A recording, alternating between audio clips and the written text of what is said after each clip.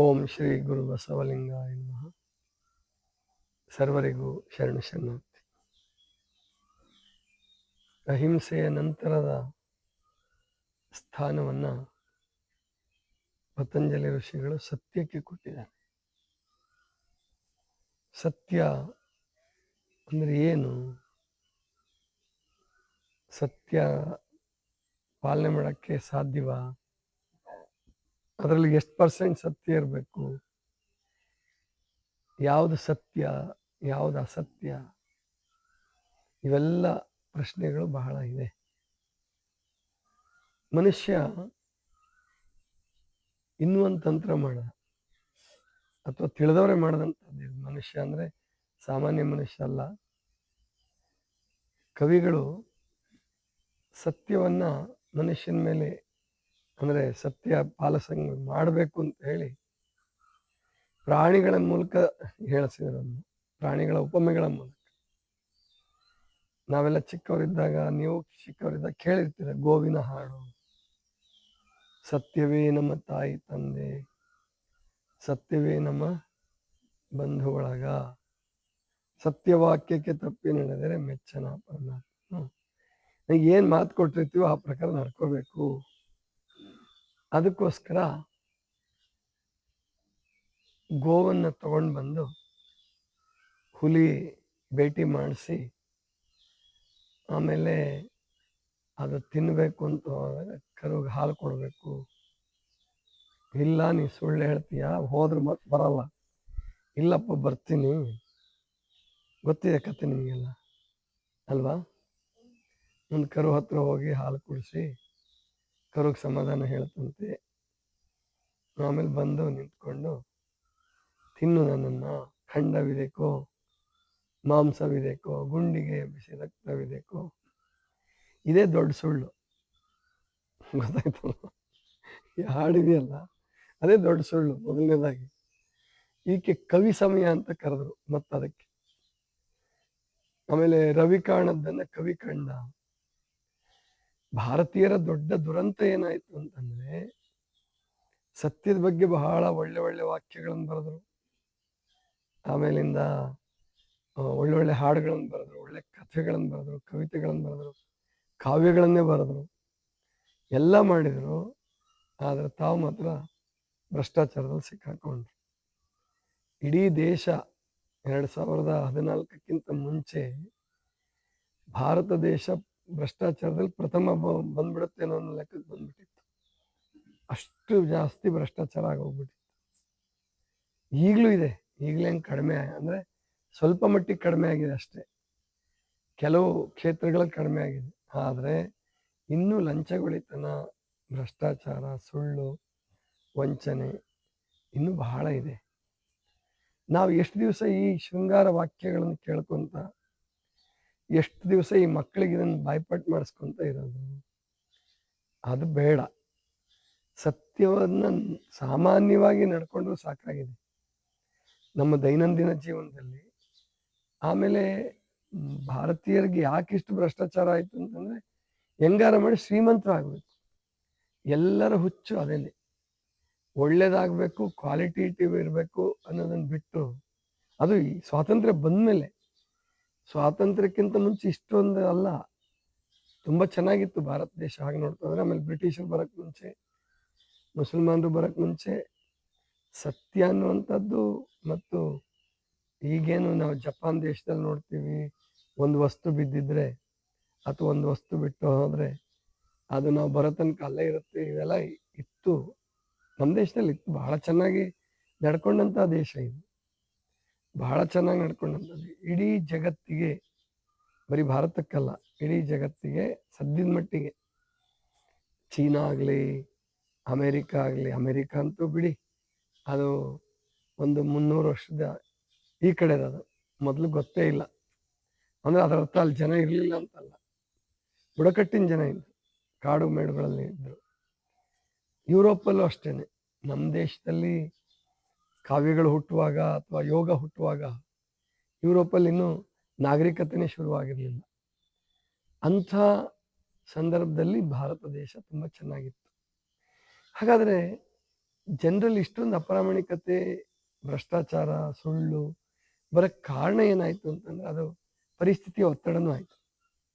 ಈ ರಾಜರುಗಳು ಮತ್ತು ಶ್ರೀಮಂತರುಗಳು ಹೊಟ್ಟೆ ಕಿಚ್ಚಿನಿಂದ ಹೊಡೆದಾಡಿ ಸಣ್ಣ ಸಣ್ಣ ಸಣ್ಣ ರಾಜ್ಯಗಳನ್ನು ಮಾಡಿಕೊಂಡ್ರು.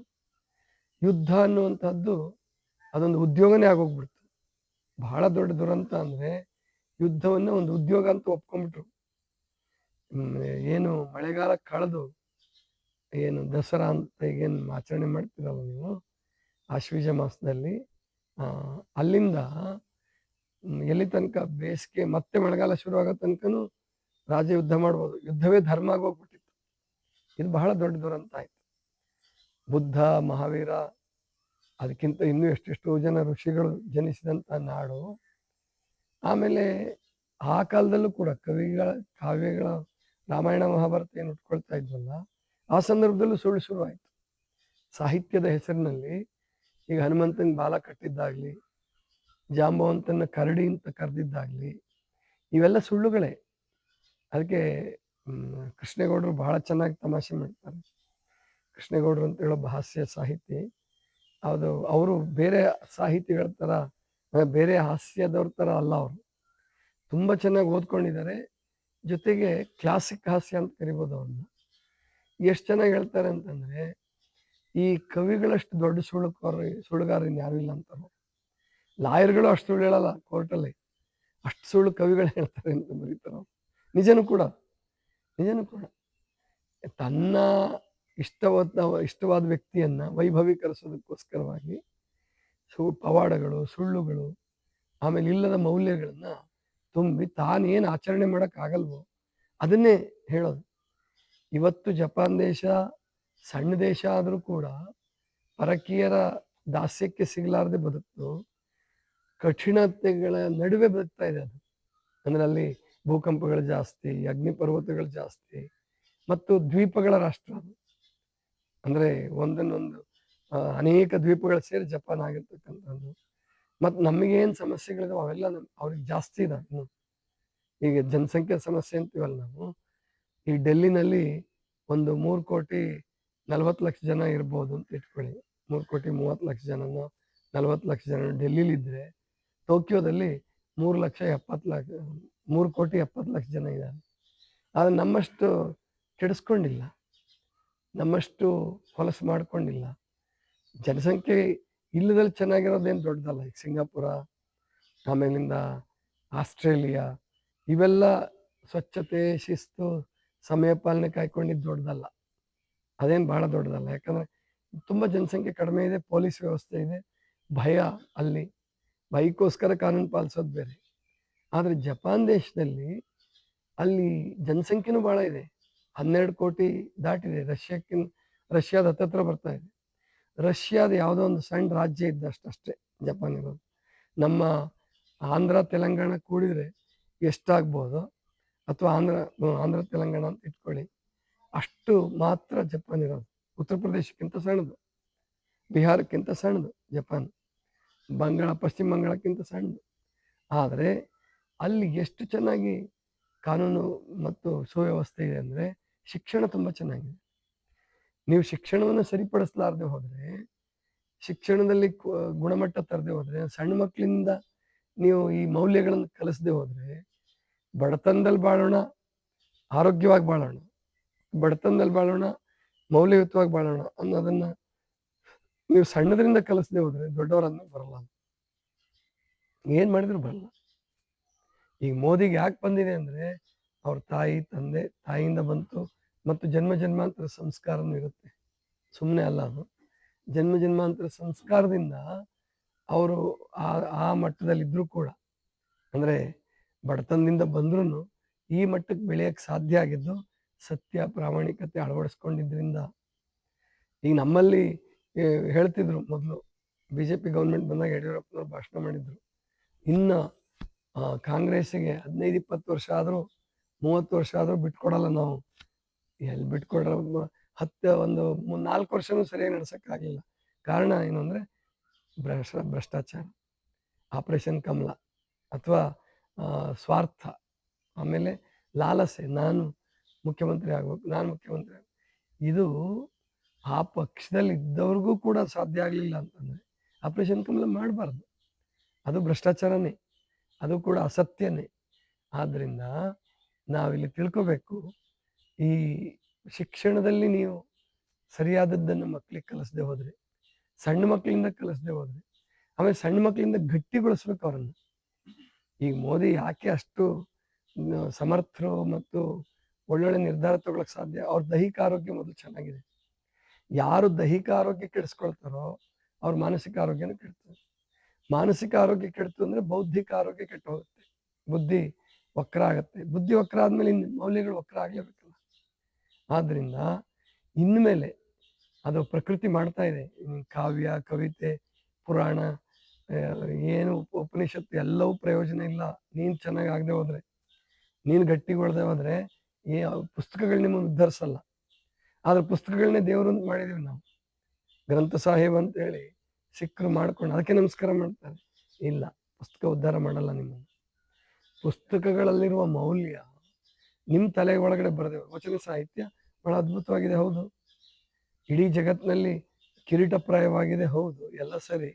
ನಾವು ಅಳವಡಿಸ್ಕೊಳ್ದೆ ಹೋದ್ರೆ, ನಾವು ವಚನ ಸಾಹಿತ್ಯವನ್ನು ನಮ್ಮ ಜೀವನದಲ್ಲಿ ಬದುಕದೆ ಹೋದರೆ ಏನೂ ಪ್ರಯೋಜನ ಇಲ್ಲ. ವಚನಗಳು ನಮ್ಮನ್ನು ಉದ್ಧಾರ ಮಾಡಲ್ಲ, ಬೈಬಲ್ ನಮ್ಮನ್ನು ಉದ್ಧಾರ ಮಾಡಲ್ಲ, ಗ್ರಂಥ ಸಾಹೇಬ ನಮ್ಮನ್ನು ಉದ್ಧಾರ ಮಾಡಲ್ಲ. ನಾವೇ ನಮ್ಮನ್ನು ಉದ್ಧಾರ ಮಾಡ್ಕೊಳ್ಬೇಕು. ನಾವೇ ನಮ್ಮನ್ನು ಉದ್ಧಾರ ಮಾಡ್ಕೊ. ಪುಸ್ತಕಗಳನ್ನು ಪೂಜೆ ಮಾಡೋ ಪದ್ಧತಿ ಏನು ಬಂತಲ್ಲ, ಅಲ್ಲೇ ಮನುಷ್ಯ ತಪ್ಪದ. ಪುಸ್ತಕಗಳನ್ನು ಪೂಜೆ ಮಾಡೋದು ಬೇಡ. ಅದು ನಿನ್ನೆ ಬುದ್ಧನ ಜೀವನದಲ್ಲೂ ಒಂದು ಘಟನೆ ಭಾಳ ಚೆನ್ನಾಗಿ ಹೇಳ್ತಾರೆ. ಅದು ಬುದ್ಧನ ಜೀವನದಲ್ಲಿ ನಡೆದಿದ್ದೋ ಅಥವಾ ಮುಂದೆ ಬುದ್ಧಂಗೆ ಆರೋಪಿಸಿದ್ರೋ ಗೊತ್ತಿಲ್ಲ. ಏನು ಅಂತಂದರೆ, ಹಿಂಗೆ ಒಂದು ನದಿ, ಒಂದಷ್ಟು ಜನ ಬಂದರು ನದಿ ದಾಟಬೇಕು ಅಂತ ಹೇಳಿ. ಒಂದು ನದಿ ದಾಟಿ ಅವ್ರ ಊರಿಗೆ ಹೋಗ್ಬೇಕಾಗಿತ್ತು. ಆಗಿನ ಕಾಲದಲ್ಲಿ ಅಥವಾ ಈಗಲೂ ಅಷ್ಟೇ, ನದಿ ಹತ್ರ ಸಣ್ಣ ಪುಟ್ಟ ನದಿಗಳಿದ್ರೆ ಅಲ್ಲಿ ಏನು ಮಾಡಿರ್ತಾರೆ ಅಂದರೆ, ಯಾರೂ ಇರಲ್ಲ, ದೋಣಿನ ಹಂಗೆ ಕಟ್ಬಿಡ್ತಾರೆ. ಮರದ ಒಂದು ದಂಡೆಯಲ್ಲಿರೋ ಮರಕ್ಕೋ ಅಥವಾ ಕಂಬಕ್ಕೋ ಕಟ್ಬಿಡ್ತಾರೆ. ಯಾರು ಬೇಕಾದವರು ಅಲ್ಲಿ ಹುಟ್ಟು ಇಟ್ಟಿರ್ತಾರೆ ದೋಣಿ ಒಳಗಡೆ. ಹುಟ್ಟು ಹಾಕ್ಕೊಳ್ಳೋದು ಹೋಗೋದು, ಹುಟ್ಟು ಹಾಕ್ಕೊಳ್ಳೋದು ಹೋಗೋದು. ಮತ್ತೆ ಅಲ್ಲಿ ಅವ್ರು ಕಟ್ಟೋದು, ಆ ಕಡೆಯವ್ರು ಬಂದು ಈ ಕಡೆ ಕಟ್ಟೋದು, ಅಥವಾ ಎರಡು ದೋಣಿ ಆ ಕಡೆ ಈ ಕಡೆ ಇರ್ತದೆ. ಈ ಥರ ಪದ್ಧತಿ. ಒಂದು 4-5 ಜನ ಬಂದರು. ಆಮೇಲೆ ಅವ್ರಿಗೆ ಆ ಕಡೆ ಊರಿಗೆ ಹೋಗ್ಬೇಕಾಗಿತ್ತು. ಆ ದೋಣಿ ಏರಿದ್ರು, ಹುಟ್ಟು ಹಾಕ್ತಾರೆ. ಅಲ್ಲ, ಹುಟ್ಟು ದಾಟಿದ್ರು, ಹುಟ್ಟು ಹಾಕ್ಕೊಂಡ್ರು, ಆ ಕಡೆ ಹೋದರು. ಆ ಕಡೆ ಹೋಗಿ ಅವ್ರಿಗೆ ಏನು ಅನ್ನಿಸ್ತು ಅಂತಂದರೆ, ಈ ದೋಣಿ ನಮ್ಮನ್ನು ದಂಡೆ ದಾಟಿಸಿದೆ, ಭಾಳ ಒಳ್ಳೇದು ಮಾಡಿತು. ಇದನ್ನು ನಾವು ಪ್ರಚಾರ ಮಾಡೋಣ ಈ ದೋಣಿ ಬಗ್ಗೆ, ಮತ್ತು ಈ ದೋಣಿನ ಪೂಜೆ ಮಾಡೋಣ ಅಂತ ಅವ್ರು ದೋಣಿನ ಎತ್ಕೊಂಡು ಹೋಗ್ಬಿಟ್ರು. ಗೊತ್ತಾಯ್ತಲ್ಲ, 4 ಜನ ಸೇರಿಕೊಂಡು ದೋಣಿ ಎತ್ಕೊಂಡು ಹೋಗಿ ಊರಲ್ಲಿ ಪ್ರಚಾರ ಮಾಡಕತ್ತರು. ಈ ದೋಣಿ ನಮ್ಮನ್ನು ದಾಟಿಸ್ತು, ಆದ್ದರಿಂದ ಈ ದೋಣಿಯನ್ನು ನಾವು ಶ್ಲಾಘಿಸ್ತೀವಿ, ಈ ದೋಣಿ ಮೇಲೆ ಮಂತ್ರ ಬರಿತೀವಿ, ಈ ದೋಣಿನ ಕೊಂಡಾಡ್ತೀವಿ, ಎಲ್ಲ ಮಾಡ್ತೀವಿ. ಅಲ್ಲೊಬ್ರು ಹಿರಿಯರಿದ್ರು, ಅಲ್ಲೋ ಮಾರಾಯ, ನೀನು ದೋಣಿ ಹೊತ್ಕೊಂಡ್ಬಂದ್ರಲ್ಲ, ನೀವು ದಾಟಿದ್ರಿ ಸರಿ, ದೋಣಿ ಹೊತ್ಕೊಂಡು ಬಂದ್ರಿ, ಪೂಜೆ ಮಾಡ್ತಾ ಇದ್ದೀರಿ, ಆ ದೋಣಿ ಇರಬೇಕಾದಿಲ್ಲ ಅಲ್ಲ. ಗೊತ್ತಾಯ್ತಲ್ಲ, ನಿಮ್ಮ ಪೂಜೆ ಅದಕ್ಕೆ ಬೇಕಾಗಿಲ್ಲ, ನಿಮ್ಮ ಹೊಗಳಿಕೆ ಅದಕ್ಕೆ ಬೇಕಾಗಿಲ್ಲ.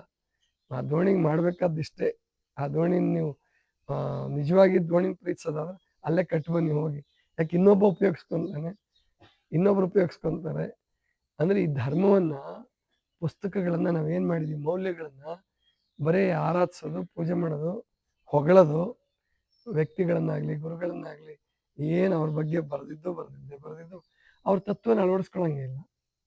ಆವಾಗ ನಾವು ಕೂಡ ಹುಚ್ಚರಾಗ್ತೀವಿ, ದಡ್ಡರಾಗ್ತೀವಿ, ಭಯೋತ್ಪಾದಕರಾಗ್ತೀವಿ. ಗೊತ್ತಾಯ್ತಲ್ವಾ? ನನ್ನ ಧರ್ಮ ಭಾಳ ಶ್ರೇಷ್ಠ, ನಮ್ಮ ಗುರು ಭಾಳ ಶ್ರೇಷ್ಠ, ನಾನು ನಂಬಿದ್ದೇ ಸತ್ಯ. ಇದು ಇಲ್ಲಿ ಬಂದಿರೋ ಸತ್ಯ ಅನ್ನುವಂಥದ್ದು. ಅದಕ್ಕೆ ಸತ್ಯ ಯಾವಾಗಲೂ ನಿರಪೇಕ್ಷ ಅಲ್ಲ. ಸತ್ಯ ನಿರಪೇಕ್ಷ ಅಲ್ಲ, ಸತ್ಯ ಸಾಪೇಕ್ಷ. ಈ ಜಗತ್ತೇ ನಿರಪೇಕ್ಷ ಅಲ್ಲ. ಅಂದರೆ ಸತ್ಯ ಅನ್ನುವಂಥದ್ದು ಒಂದಿದೆ ಆಮೇಲೆ ಈ ಕಾಲದಲ್ಲಿ ಸತ್ಯ ಆಗಿದ್ದು ಮುಂದಿನ ಕಾಲದಲ್ಲಿ ಸುಳ್ಳಾಗ್ಬೋದು. ಹೇಳಿದ್ನಲ್ಲ, ರಾಮಾಯಣ ಭಾಳ ಸತ್ಯ ಅಂತ ತಿಳ್ಕೊಂಡಿದ್ದಾರೆ, ಮಹಾಭಾರತ ಭಾಳ ಸತ್ಯ, ಪೂಜೆ ಮಾಡ್ತಾರೆ, ಅದ್ರ ಬಗ್ಗೆ ಕಂಠಪಾಠ ಮಾಡಿ ಹಾಡಿ ಎಲ್ಲ ಮಾಡ್ತಾರೆ. ಆದರೆ ಸುಳ್ಳಿದೆ ಅದರಲ್ಲಿ. ಹನುಮಂತಂಗೆ ಬಾಲ ಇದ್ದಿದ್ದೇ ಸುಳ್ಳು, ಅವನು ಲಂಕೆ ಸುಟ್ಟಿದ್ದು ಸುಳ್ಳು. ಶಿಶುನಾಳ ಶರೀಫ್ ಒಂದು ಹಾಡೇ ಬರ್ತಾರೆ, ಕೇಳಿದಿರೋ ಇಲ್ಲೋ ಗೊತ್ತಿಲ್ಲ. ಸುಳ್ಳೇ ಸುಳ್ಳು ಸಂಸಾರದಾಟ, ಸುಳ್ಳೇ ಸುಳ್ಳು ಹನುಮಂತ ಲಂಕೆ ಹಾರಿದ್ದು ಸುಳ್ಳು, ಲಂಕೆ ಸುಟ್ಟಿದ್ದು ಸುಳ್ಳು. ಅದು ಹಾಡು ನೋಡ್ರಿ, ಬಹಳ ಅದ್ಭುತವಾದ ಹಾಡದು. ಆದರೂ ಪಾಪ ಅವರು ಆ ಇದ್ರಲ್ಲಿ ಸಿಕ್ಕಾಕೊಂಡಿದ್ರು. ಶರೀಫರು ಕೂಡ ಆ ಆ ಇದು ಬಂಧನದಿಂದ ಬಿಡಿಸ್ಕೊಳಕ್ಕಾಗಲಿಲ್ಲ.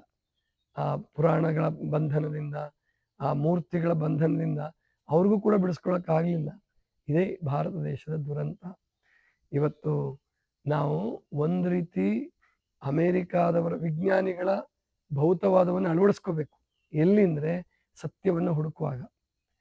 ಇನ್ನು ಅನುಷ್ಠಾನ ಮಾಡುವಾಗ, ಸಾಧನೆ ಮಾಡುವಾಗ ಧ್ಯಾನ ಪದ್ಧತಿ, ತ್ಯಾಗ, ಸರಳತೆ, ಮಿತಾಹಾರ ನಮ್ದೇನಿದೆಯಲ್ಲ, ಸಸ್ಯಾಹಾರ, ಇದನ್ನ ನಮ್ದು ಅಳವಡಿಸ್ಕೋಬೇಕು ನಾವು. ಅವ್ರ ಭೌತವಾದವನ್ನ ಸತ್ಯವನ್ನು ಅರಸಲಿಕ್ಕೆ, ಜಗತ್ತನ್ನು ತಿಳ್ಕೊಳಕ್ ಅವ್ರ ಭೌತವಾದವು ನಮಗೆ ಬೇಕು, ಮೆಟೀರಿಯಲಿಸ್ಟಿಕ್ ಬೇಕು. ಆಮೇಲೆ ನಮ್ಮ ಧರ್ಮ ಪೂರ್ಣ ವಿಜ್ಞಾನಿಗಳ ಥರನೇ ನೀವು ಹೋದ್ರೆ ಸಿಕ್ಕಲ್ಲ ನಿಮಗೆ. ಕುಡುಕರಾಗೋಗ್ಬಿಡ್ತೀರ, ಭೋಗಜೀವಿಗಳಾಗ್ತೀರ, ಮಾಂಸಾಹಾರಿಗಳಾಗ್ತೀರ. ಅದರಿಂದನೂ ಸತ್ಯ ಸಿಗಲ್ಲ. ಬೇಕಾದಷ್ಟು ಐನ್ಸ್ಟೀನ್ಗೂ ಸತ್ಯ ಸಿಗಲಿಲ್ಲ. ಸಾಪೇಕ್ಷವಾದ ಸಿಕ್ತು, ಆದರೆ ಸಾಧಕ ಆಗಕ್ಕಾಗಲಿಲ್ಲ, ಋಷಿ ಆಗಕ್ಕಾಗಲಿಲ್ಲ. ಆ ಹಿಂದಿನ ಜನ್ಮ ಸಾಧನೆ ಇರ್ಬೋದು, ಆದರೆ ಯಾವತ್ತು ನಾವು ಸತ್ಯವನ್ನು ಕಾಣ್ತೀವಿ, ಸಮಾಧಿ ಸ್ಥಿತಿಯನ್ನು ಅನುಭವಿಸ್ತೀವಿ ಅಂದರೆ ಪತಂಜಲಿ ಋಷಿಗಳ ಬೆನ್ನು ಹತ್ತಿದರೆ. ಪತಂಜಲಿ ಋಷಿಗಳು ಬೆನ್ನು ಹತ್ತಬೇಕು ಜಗತ್ತನ್ನು ತಿಳ್ಕೊಳ್ಳುವಾಗ. ಮತ್ತೆ ಪತಂಜಲಿ ಋಷಿಗಳು ಜಗತ್ತನ್ನೆಲ್ಲೂ ಮಾಯೆ ಅಂತ ಕರೆದಿಲ್ಲ, ಹೆಣ್ಣನ್ನು ಮಾಯೆ ಅಂತ ಕರೆದಿಲ್ಲ. ಗೊತ್ತಾಯ್ತಲ್ಲ, 195 ಸೂತ್ರಗಳಲ್ಲಿ ಎಲ್ಲೂ ಹೆಣ್ಣನ್ನು ಮಾಯೆ ಅಂತ ಕರೆದಿಲ್ಲ. ಹಣದ ಬಗ್ಗೆ ಅವ್ರು ಪ್ರಸ್ತಾಪನೆ ಮಾಡಲ್ಲ. ಗೊತ್ತಾಯ್ತಲ್ವಾ? ಇದು ಅಂದ್ರೆ ಅದನ್ನ ನೀವು ತಿಳ್ಕೊಳ್ಳಿ, ನೀವು ಡಿಸೈಡ್ ಮಾಡ್ಕೊಳ್ಳಿ. ಅದನ್ನ ಹೆಣ್ಣು ಹೊನ್ನು ಮಣ್ಣು ಅಥವಾ ಗಂಡು ಹೊನ್ನು ಮಣ್ಣನ್ನ ಹೇಗೆ ನಿನ್ನ ಸಾಧನೆಗೆ ಬಳಸ್ಕೊಳ್ಬೇಕು ಅಂತಕ್ಕಂಥ ನೀವು ಡಿಸೈಡ್ ಮಾಡಿ. ಅವು ಮಾಯೇನೇ ಅಲ್ಲ, ಎಲ್ಲೂ ಮಾಯೆಯನ್ನ ಶಬ್ದ ಬಳಸಲ್ಲ ಅವ್ರು. ಅರ್ಥ ಆಯ್ತಲ್ವಾ?